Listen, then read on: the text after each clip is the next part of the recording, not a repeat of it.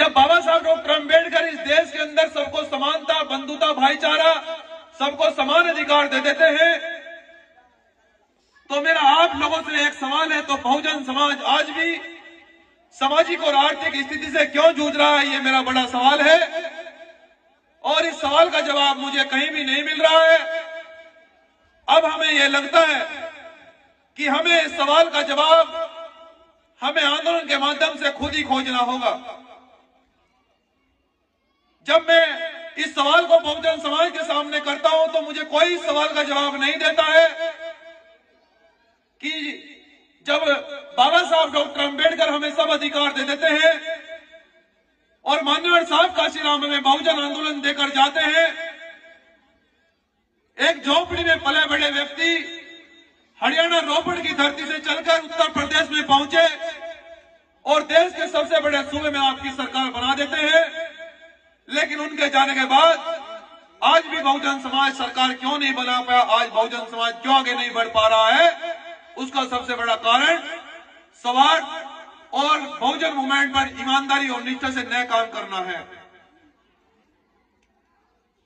और अगर मैं शिक्षा की बात करूं, बहुजन समाज के लोगों, शिक्षा का स्तर आज बहुजन समाज में इस प्रकार से गिर गया है कि आज बहुजन समाज के युवाओं को, बच्चों को शिक्षा नहीं मिल पा रही है। उसका सबसे बड़ा कारण यही है कि आरक्षण को बिल्कुल समाप्त कर दिया गया है,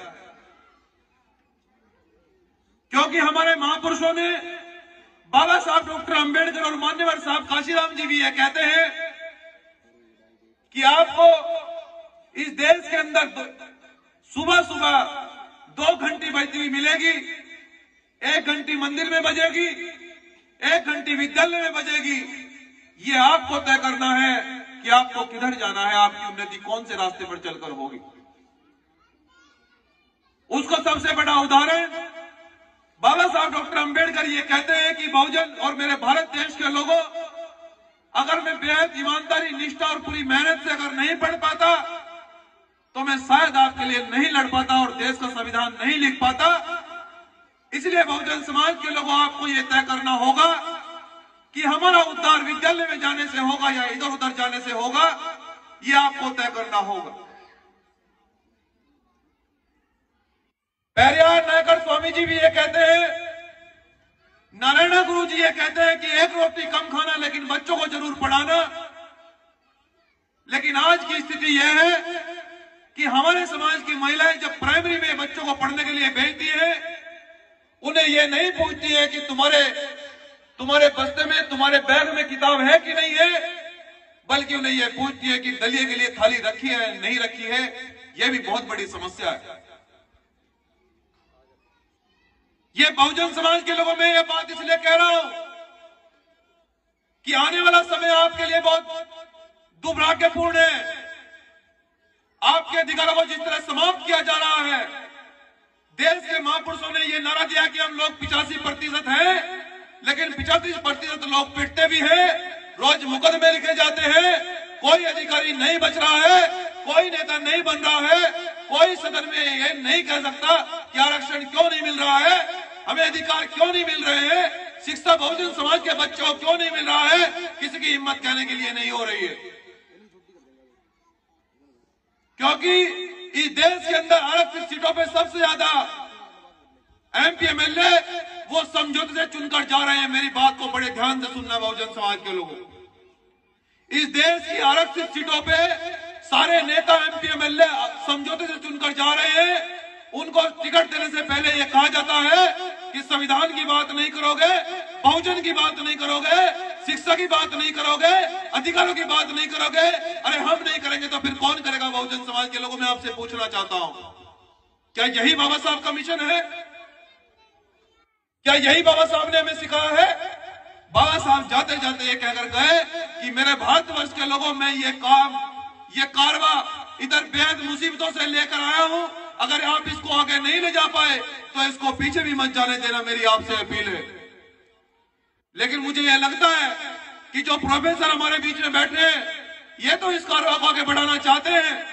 बहुत सारे आंदोलनकारी इस आंदोलन को आगे बढ़ाना चाहते हैं, लेकिन ये आंदोलन क्यों आगे नहीं बढ़ पा रहा है, ये चिंता का विषय है, ये चर्चा का विषय है। ये आंदोलन इसलिए आगे नहीं बढ़ पा रहा है कि आप मान लीजिए हम इस आंदोलन को बड़ी ईमानदारी से आगे बढ़ा पा रहे हैं, लेकिन गांव में, जिलों में कुछ लोग इस आंदोलन को तोड़ने का प्रयास कर रहे हैं। वो छोटे मोटे लालच में बिककर, वो विरोधियों के हाथों में खेलकर इस आंदोलन को तोड़ रहे हैं, इसलिए आंदोलन आगे नहीं बढ़ पा रहा है।